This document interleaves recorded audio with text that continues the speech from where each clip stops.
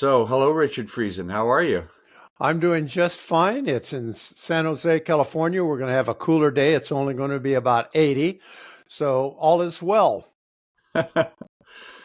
So tell me, Richard, how are you an ordinary visionary? An ordinary visionary. Well, the ordinary part is really easy. I always had this fantasy, this dream that I was going to be uh, rise above the crowd. I was going to have private jet money and all that. And I came close with a software company that got creamed in the dot-com collapse in 2000. And so now I'm looking at my life. I'm 77. And the last 5 years has been like coming to terms with being ordinary. So the ordinary part is easy. The visionary part is where in the historically what I've been able to do is to look into the future and say, okay, if this is kind of like a future, what are the needs going to be there? So I innovated at the Pacific Stock Exchange when I was on the board of directors to move to be all electronic. I have 10 patents to my name that looked into the future of electronic trading and said, okay, if this is the case over here, what aren't people thinking about? So the visionary part is being able to create a future in my mind and look at the mechanics and say what will be needed.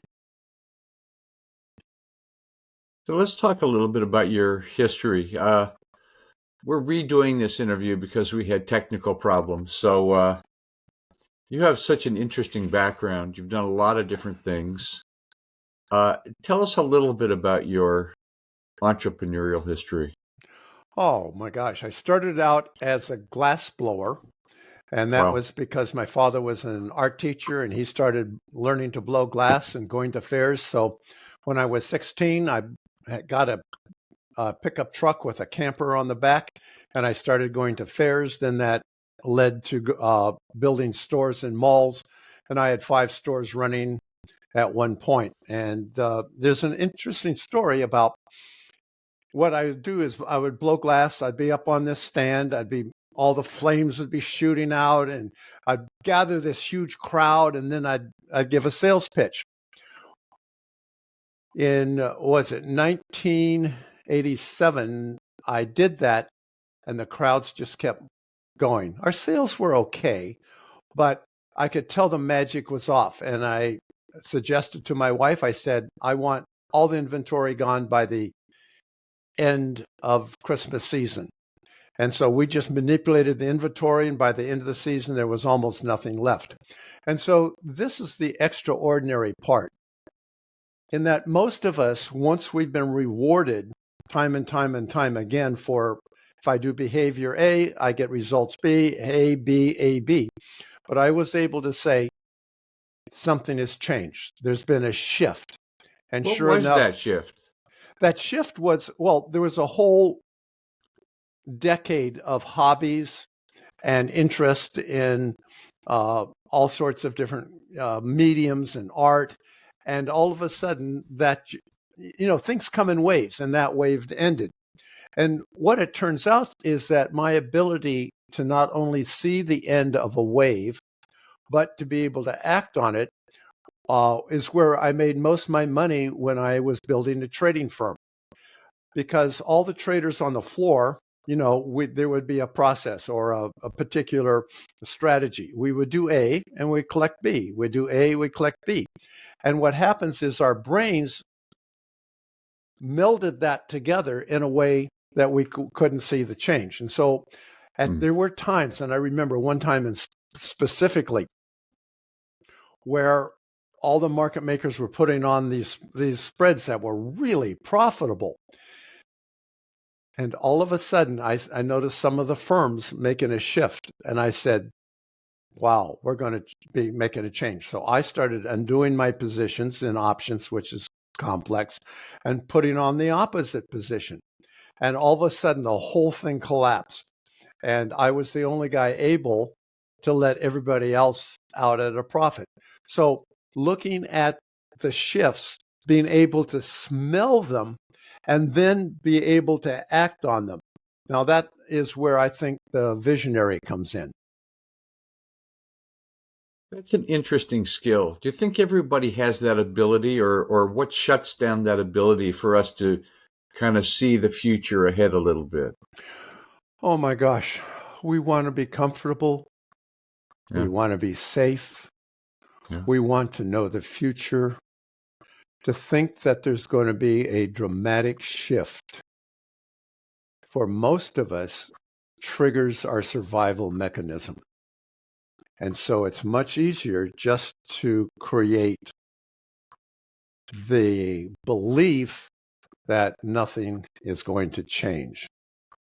And that's why, particularly in our culture right now, I should have brought it up. There was a book about hidden belief systems, that enough people, when they have hidden beliefs, they smile, they agree with everybody else, but there's just this sense of that things aren't right. But because of the cultural community pressure, that we smile and believe. But I think right now that we have the potential to create a big cultural shift soon. Well, things are really shifting in a lot of ways. Technology is going bonkers with AI. Oh my gosh. I've been using Chat GBT to edit my marketing and my emails and stuff.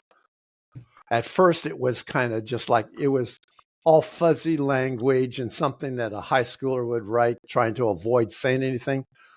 But lately, it really improves my smoother, clearer, not as jaggedy. Whoa! I know it's an amazing tool, but yeah, this whole thing you say, it's hard to wrap your head around it because I went through several periods in my business. It really was very very successful for Mm-hmm. quite a while, but things didn't change. I changed. I got burned out by working that hard. Mm-hmm. I was doing these big groups with 20 people, a year-long program, made really Yeah, good I money. participated. And by the way, I just want to give Yeah. you an appreciation of opening all sorts of ideas around marketing and changing my business. And you really made a difference. So a belated thank you. Well, that was what, a decade ago or something? Oh, more. Yeah, more than a decade. Yeah, Yeah, I started those programs soon after I came to Boulder Creek, so it was right. 2003 or 4 that I started. Oh my Anyway, gosh. so the thing is that there are so many things happening in the world and things that we have no idea about. Mm-hmm. Um, we have the rise of Bitcoin, which and this cryptocurrency, which makes no sense to me whatsoever. We spend ridiculous amounts of money mining it through these computer programs that use ridiculous amount of energies, a lot of stuff to create something so-called value. It's just kind of weird. I don't know. I could get into all these crazy things, but over the years, you were in a company, a Silicon Valley startup. You were going to multi-zillionaire status, and all of a sudden the plug got pulled. Oh, yes. Yeah, and you learned some things and did other things. So then you worked with people uh, with a program teaching people how to trade. Mm-hmm. So what? And recently you wrote a book called "A Private Conversation with Money," Mm-hmm.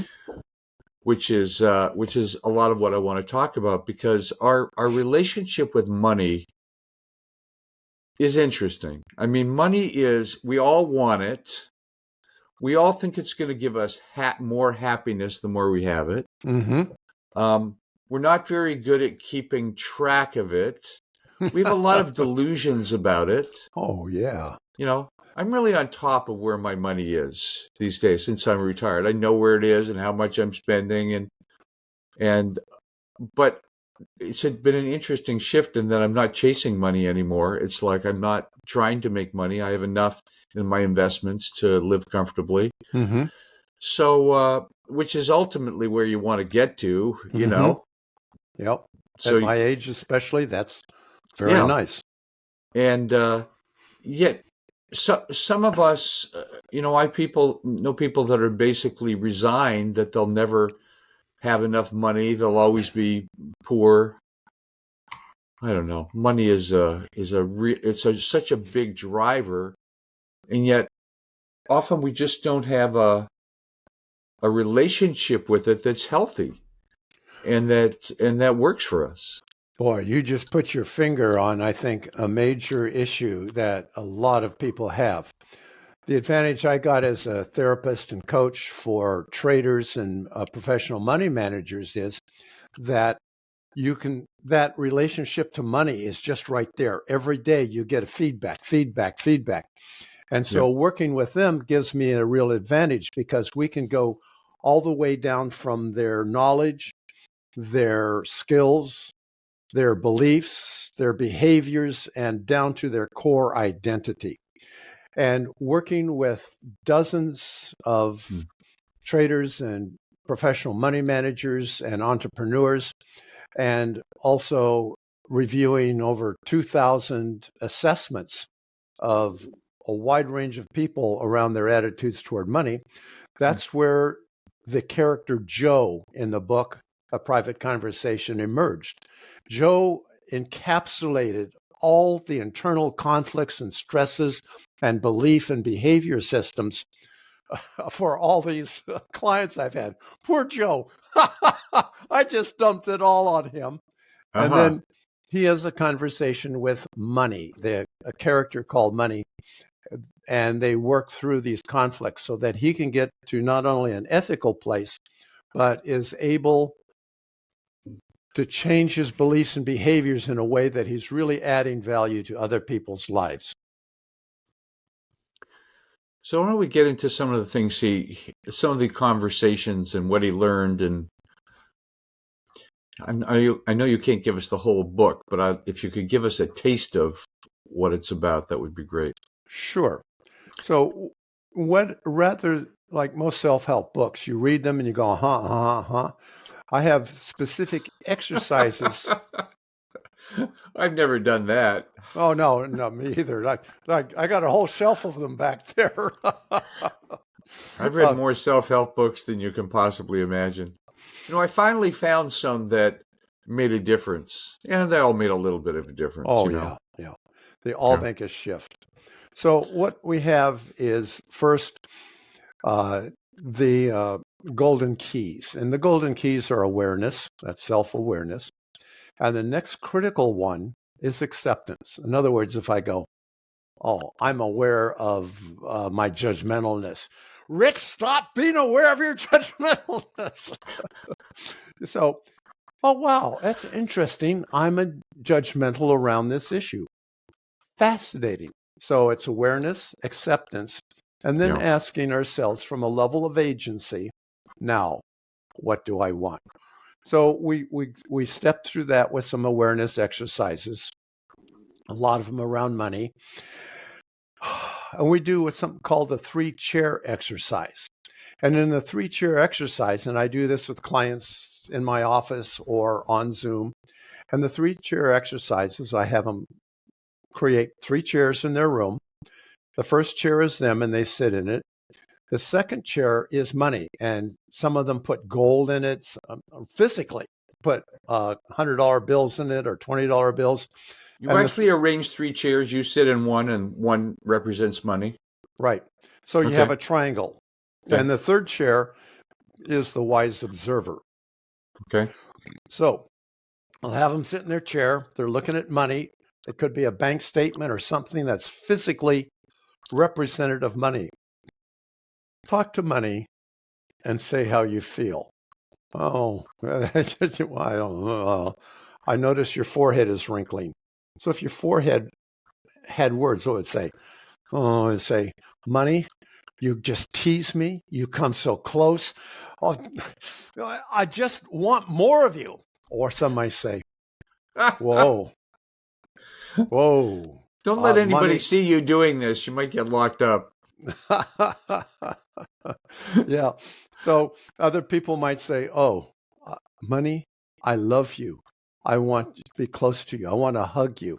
Other people might say, I resent you. You're corrupting the world. If we could get rid of money and have everything as fair and equitable. So, whatever the response is, we get down a lot through physiology because that is the truth rather than the voice and the words. We get down to that and we get it. How far away do you want to be from money? Some people move their chair closer, some farther away. We do some breathing exercises, stand up and shake. They go sit in the chair with money and they look at, we'll call him Joe. You just heard what Joe said about you. How does that feel to you?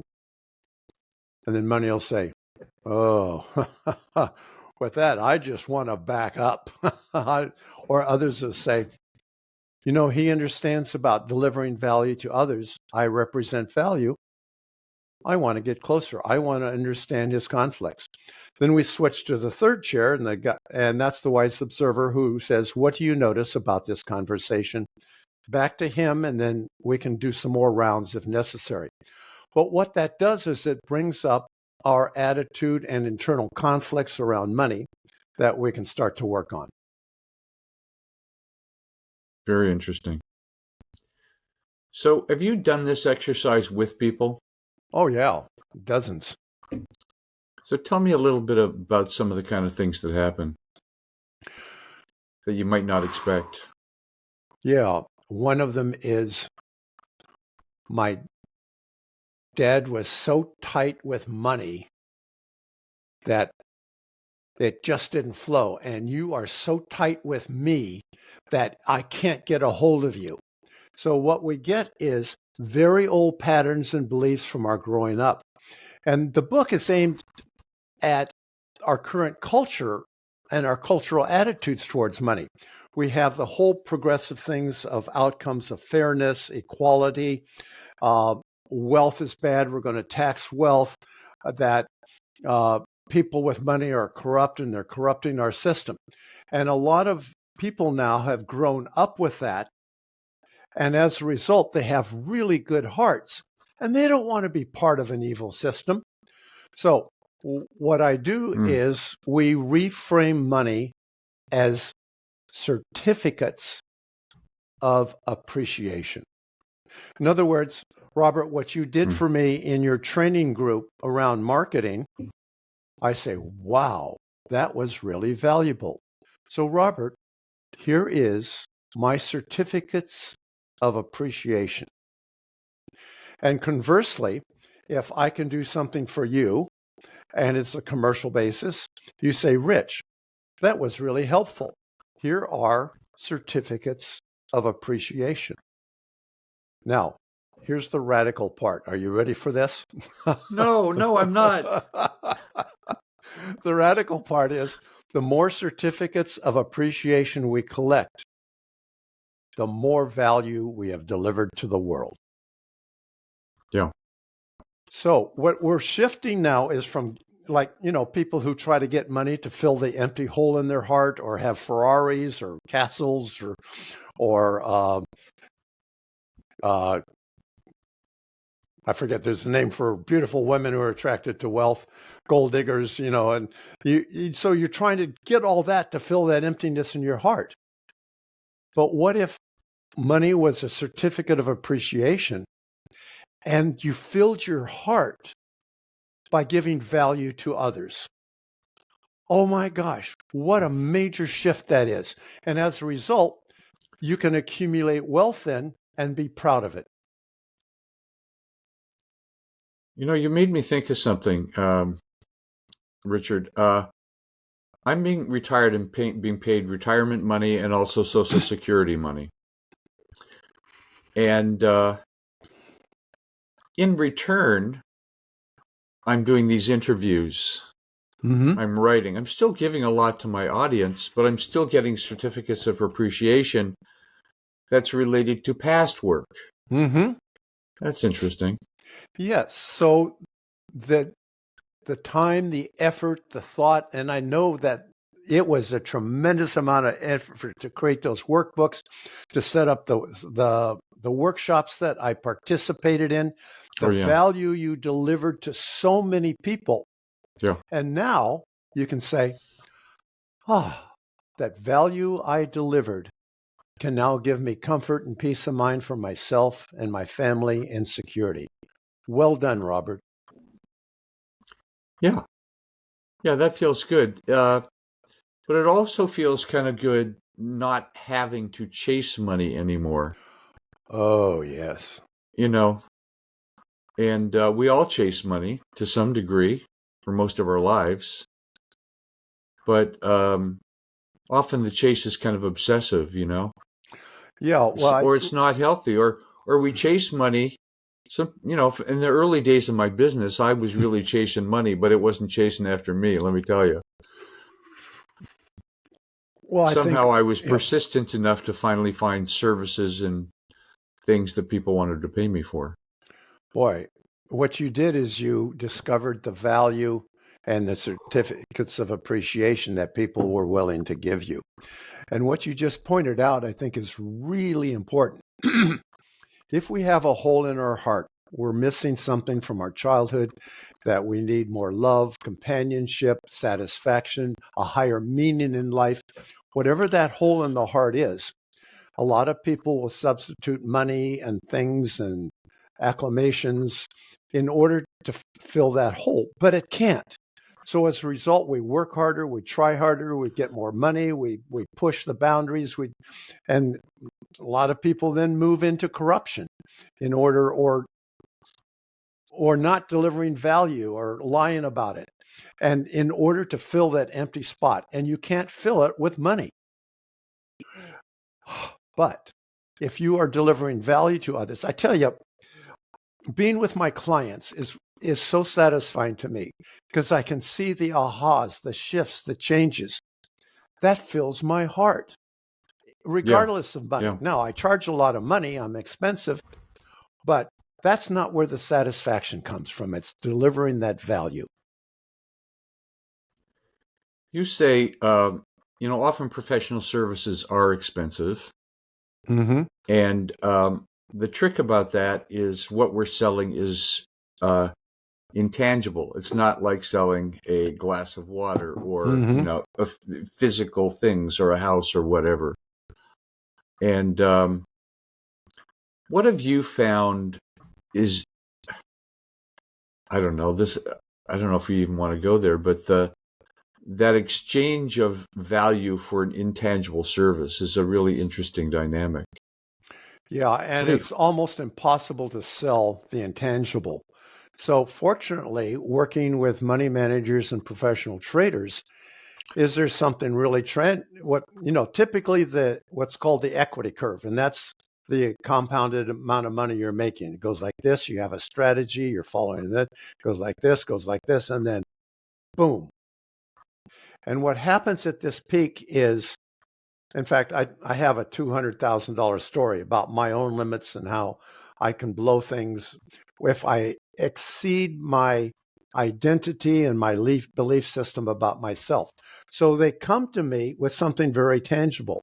I repeat this behavior over and over again, and I can't stop it. It's almost like an addiction. I'll do really well. And then what happens is, what, Icarus, who flew too close to the sun, or was that the father? no, that's it. Yeah. That we get our brain chemistry changes, and boom, we give it all back. And oftentimes that's like in a day or 2 or 3 days. They'll give away 6 months of work in a short period of time when that brain shifts. So for me, the value of selling something more ephemeral in a very financial world is that we have something very specific to sell, and that's is stop repeating those behaviors. But we don't use discipline or willpower. We really look to make reframes that allow you to step into a new world, and a new identity and a new belief system. So what you're saying, a new way to think about money, relate to money. Yeah. And, it's like, as you well know, about half of major lottery winners return to their original net worth. Football players that have made millions and millions of dollars don't have enough for retirement. And that's because their identity has not grown with the money. That those kind of things, normally, if you're in a business and you're building a wealth, that your identity can match what you're doing. But for lottery winners or football players, that money comes before the identity and the support. So in order to stay comfortable, we bring the money back to our identity. Yeah, somebody, I don't know, some other author talked about our wealth thermostat. Yep. It gets to a certain level, and if it goes above a certain level, we feel uncomfortable. So we always sort of stay at where we think we're okay or something like that. Yeah. Uh, I can hardly imagine what would happen if I won the lottery, if all of a sudden I have multi-millions of dollars. Just Because, imagine it for a while. What would it feel like? well, it would be kind of cool, Mm-hmm. but it would be a real creative opportunity for me because I know I don't need a bigger house and I don't need more stuff. I Mm-hmm. don't need to increase my jazz collection more than I is. So being a Let's see. caring person, what would you do? Uh, well, my thought is I would create some kind of a foundation to help jazz musicians. Wow. What I like about that is very specific. It's not make the world a better place, but Yeah. a very specific group of people who've dedicated their life and their art to giving other people pleasure with jazz and have not been able to monetize that or don't have the capability of doing that. And you're there to, in other words, you're replacing a value they've given to others that they haven't received. I like that. Yeah. And, the problem with a vision like that is, the chance of me coming into millions is not likely. I don't Mhm. buy lottery tickets, for Yeah, instance. So, good. that would give me a small percentage chance. But I think we often live in this fantasy world. Well, if I had that, and I've thought about what I would do, I've thought about that a lot. But there's something about that that's kind of dumb because it's like, it's not a realistic thing. I'd rather think about realistic things. So what I am doing and struggling to do to some degree is connect with some jazz musicians. I've Hmm. interviewed a few. I'm writing jazz reviews and hope that they'll get exposure for their Hmm. work. I Hmm. mean, there's not a lot of money. Money isn't really required for that, but there's how can I help musicians that have given me so much? Yeah, yeah. And if I had a zillion dollars, we think money will solve everything. And what money would never do is make jazz a really popular art form. It's one of There's the a least reason for popular. that. Well, it's too sophisticated, or it's just Yep, not the kind of music. yep. Great music goes in and out of style. You and Hmm. I are of the rock and roll generation. We Yeah, probably like the stuff back from the 60s and yeah. 70s, Beach right? Boys. The Beach Boys and the Beatles and the Rolling Stones. And, Yep, yep. and we forget that even rock music these days, as it was, isn't very popular compared to what it used to be. Hmm. It's pop music and synth music and whatever, rap music and stuff like that. So no matter how much money you throw into rock music or jazz, it isn't going to make it more popular.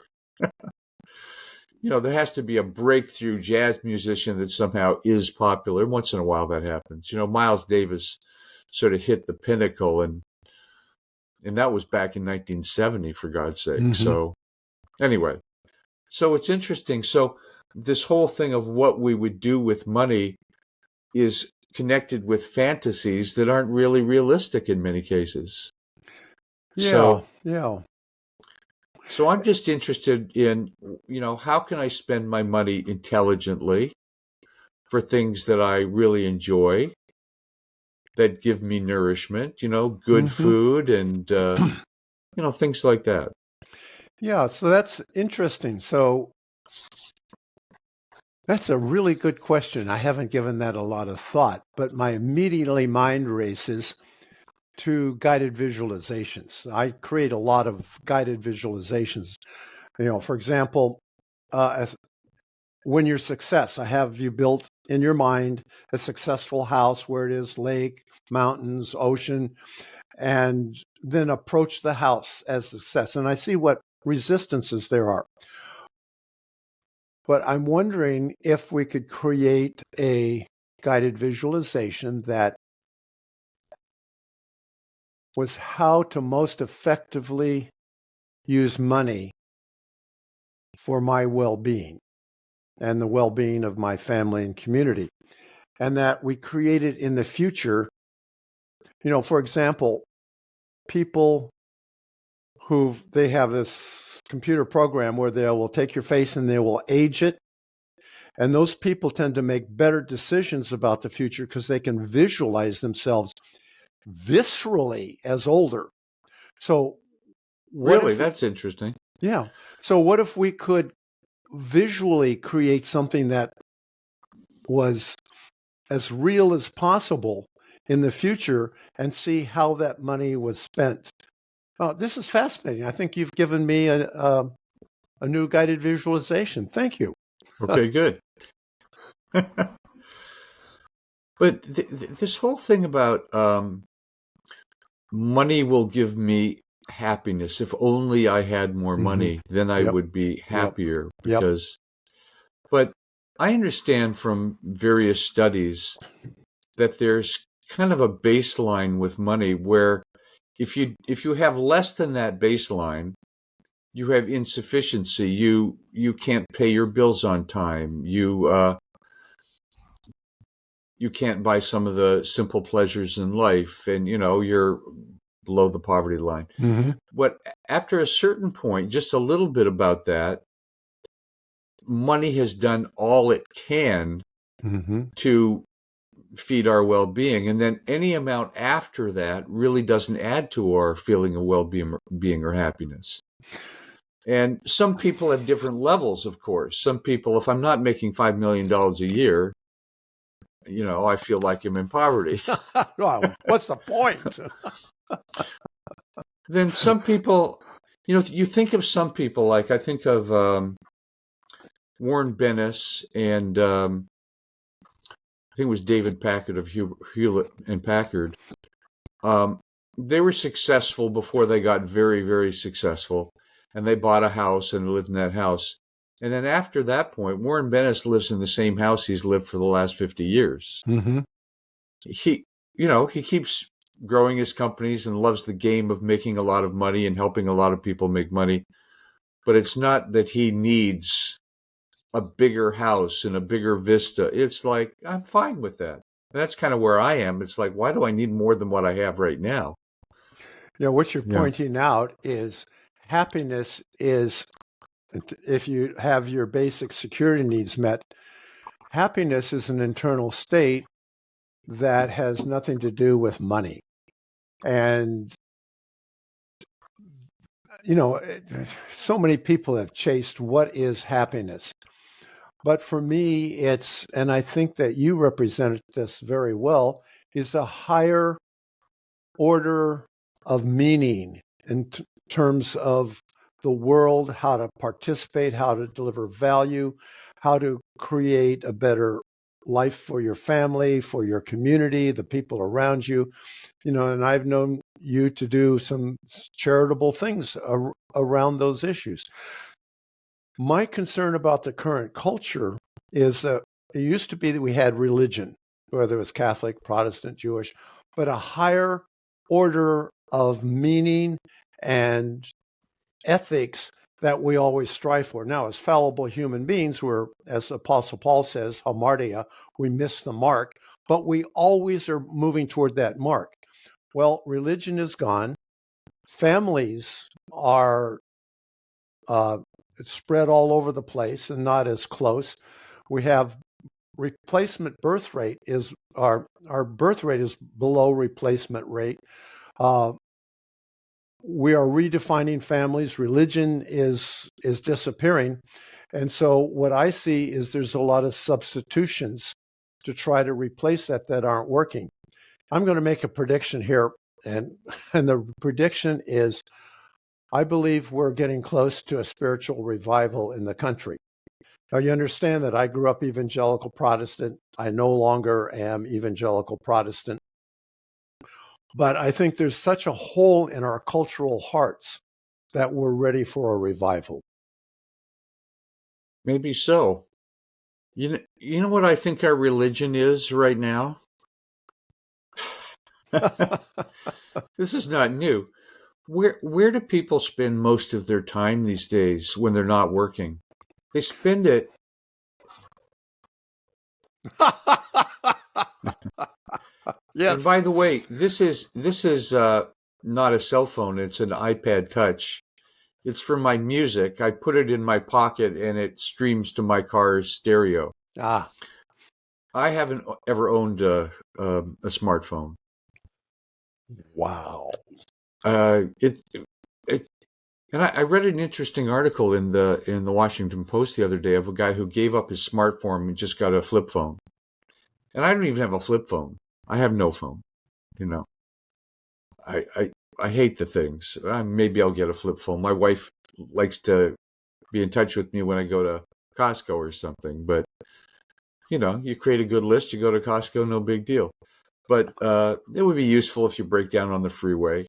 But the point is that people's religion is what they spend the most time on. And if you're always looking at what's the latest thing, what's the latest thing.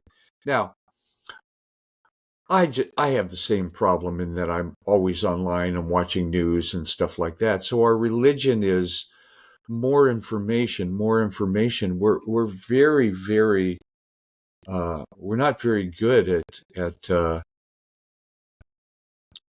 not consuming information and just normal things that people used to do, like preparing food and relaxing and spending time with each other and having conversations and meeting people. We're not very good at that these days. We're disconnected. We're living in a virtual freaking world is what we're doing. And so a religious revival would seem to have to be a divorce from that. So I don't know. Interesting thought. I think we could be a long way from that. I don't know. And yet, on the other hand, we seem to be very in the know about a lot of things, but often that's very divided. We got the left and we got the right, and the right isn't looking at what the left is looking at, and vice versa. And so we're living in these different worlds that this is the truth, this is the truth, or we have these fractured worlds. I have a world that's all about music and jazz. Mm-hmm. That's an artificial world as well. So,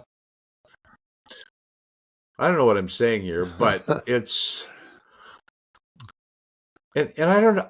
And young people, they grow up with phones. They're very computer literate because they were born with the stuff, and um, I don't know.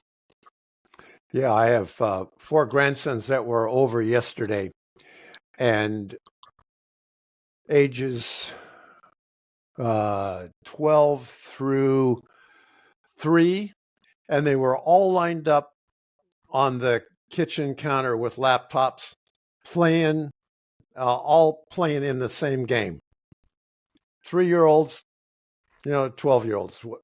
3-year-old was playing the game. Yep. Probably not very well, but that's fun. Right. But all totally engrossed. The world they're going to grow up in is so different. And what you pointed out is we're all in a bubble. And once we, just like a religion or any other belief, that once you believe it, you want confirmation of what you believe. So as a result, most of us tend to just consume and we can filter that much more easily now than we used to. It used to be you watched one of the 3 channels, they gave you a broad spectrum of news. But now, if I go to X, I get filtered on who I'm following. Oh my gosh. So as a result, I can stay in my bubble. And if everybody else stays in their bubble, I think I belong to a group called Braver Angels, where we try to bring people of different belief systems to the point where they can have respect in conversations. But that isn't easy when you live in totally different worlds. Yeah, true. The people in my world, I don't try to have political conversations with them for the most part because Mm-hmm. there's so much that connects us. There's so many interesting things in the world. There's so many things that are uplifting and fun, whether it's music or just our lives, our relationships can be very, very rich. But I don't know. I also live in a kind of different place. I live in Boulder Creek, a little rural community in the Mm-hmm. Bay Area where the downtown is 2 blocks long. And it's a kind of slower pace of life. We're not rushing everywhere on the freeway all the time. Anyway, it's it's a great lifestyle, living in the friggin' woods. Mm-hmm.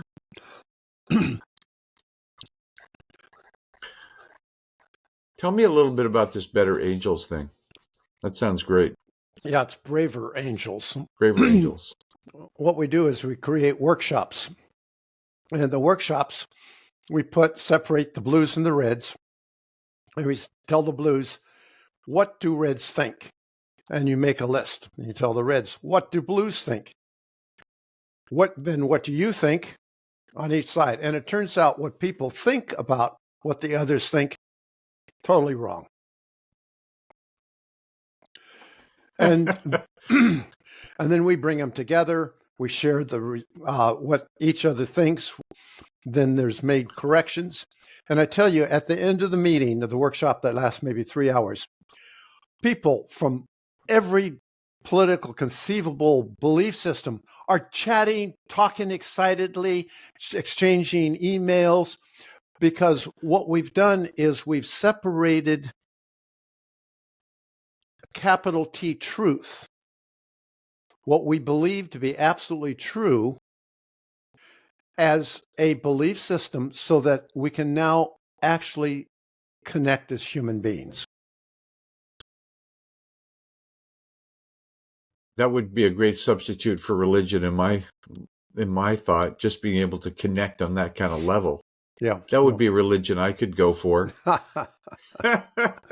Instead of some higher belief of, all that nonsense, connecting with people human to human. So that Braver Angels, who put that together? Oh, that's been around for, I don't know the history, maybe a decade. It's Really? It's a national organization. And you can find it online, no doubt. Yeah, you can find it online, right? And then they'd say where they have gatherings or groups or whatever. Look at the local groups like the Bay Area groups and so forth. Can you start a group? Can someone that I'm sure you can. I don't know the process, but there are always volunteers needed, always new groups needed. I just love that idea. Excellent. More opportunities for people to connect. One of the biggest issues I had working with clients is fear of connection. And when people have no fear of connection, getting new business is pretty easy. Mm-hmm. I mean, of all the zillion techniques and social media and websites, etc., fear of connection. Yeah, because our heart has been hurt. And as a result, we've protected ourselves and closed down. And so when you're asking people to enjoy new connections, you're asking them to come to uncover some pretty old scabs. Yeah, interesting. Well, there's so many issues. We have so many different things that we're interested in, right? Because I'm interested in music. When I bump into someone that's interested in music, that's exciting for me because I have a conversation that I really love. Right. But in all the years that I've been in Boulder Creek, I've really only bumped into two people in 20 years that are really interested in music. That's why the internet is awesome. Yeah, the internet is awesome that way, but there's no real substitute. So we really recently met a couple, and the woman in the couple collects music and makes playlists of all this really esoteric music of all kinds. I mean, stuff you wouldn't even imagine.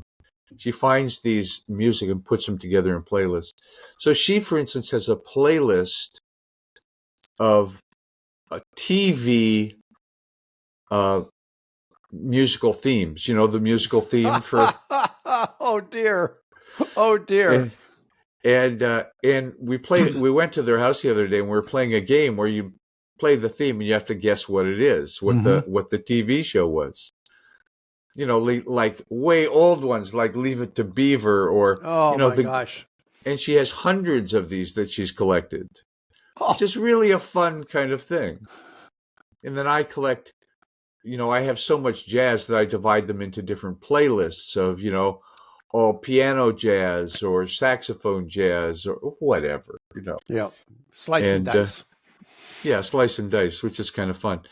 But, some people we're often interested in a thing, but it's a very internal, private thing. My interest in music has been a very private thing. It's my private world of enjoying music.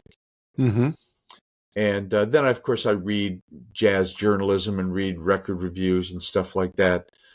But when you get together with people, what they have to talk about is often very fragmented. I'm interested in this, and I couldn't give a shit about that.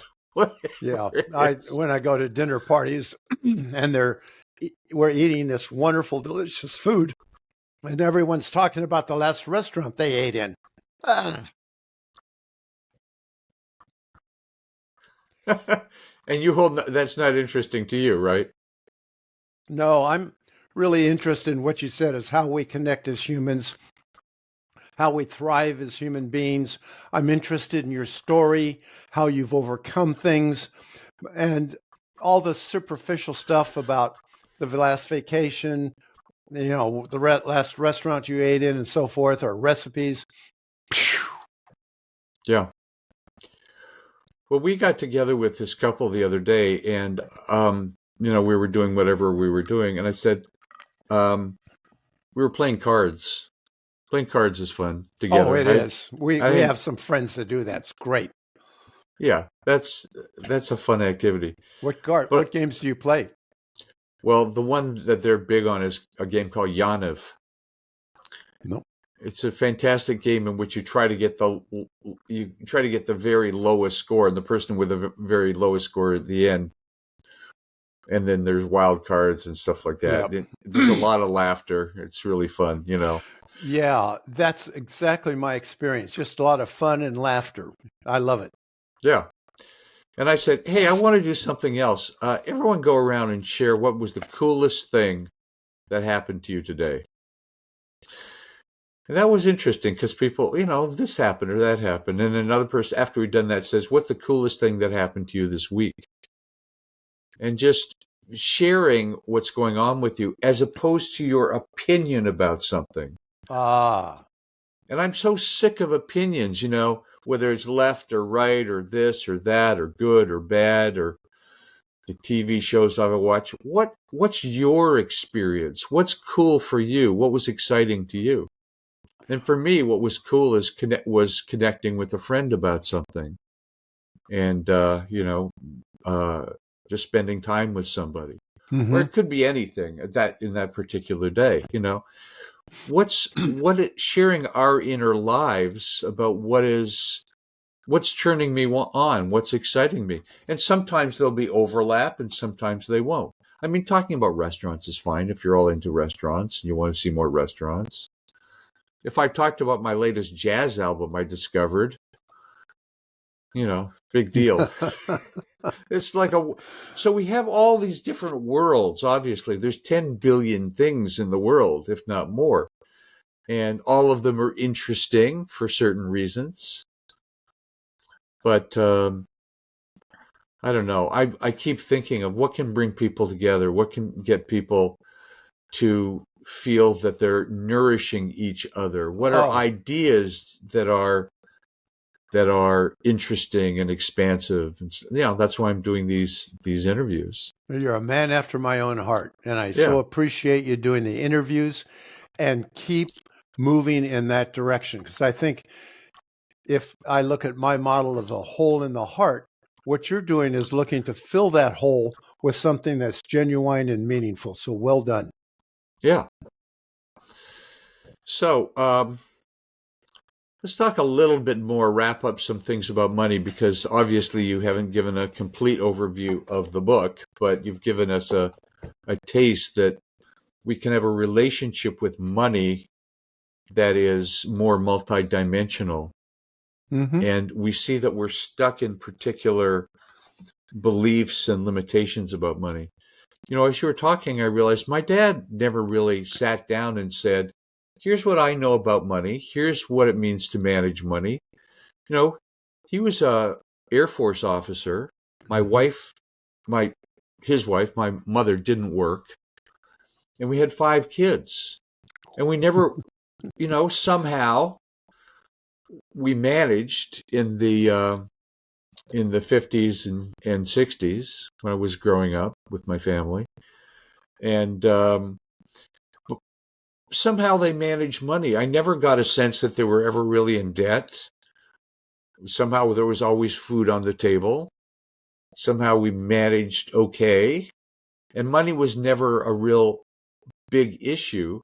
But I always felt it was a mystery because no one ever talked about it in a way that was education or useful.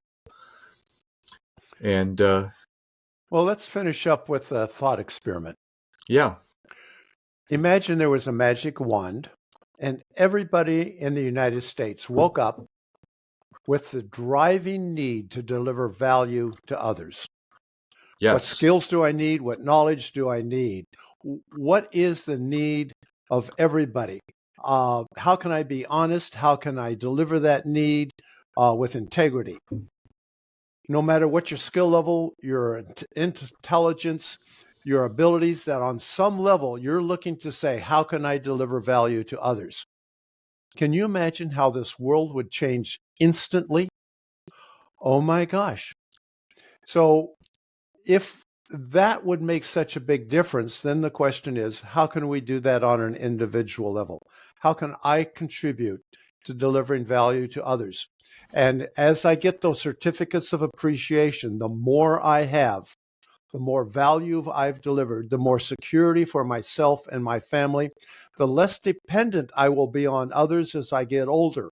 What a win-win situation, so that we can feel enthusiastic and excited about delivering value, gathering certificates of appreciation, and even becoming wealthy.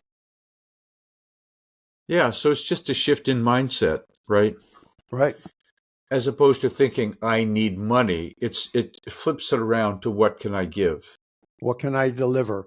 And Yeah, be okay with receiving certificates of appreciation. So if you're just delivering value, you're not taking care of yourself unless you charge for that value and receive those certificates of appreciation. yeah, very interesting. Well, Richard, we should get together perhaps more often and have conversations. I love it.